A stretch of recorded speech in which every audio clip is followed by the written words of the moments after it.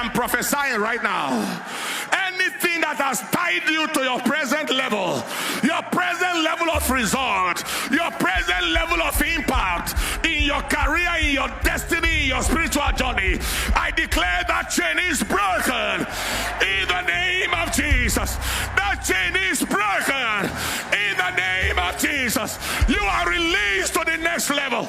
Before the next 72 hours, somebody shall be testifying of your release. Before the next 48 hours, somebody shall be testifying. I am here to speak to somebody.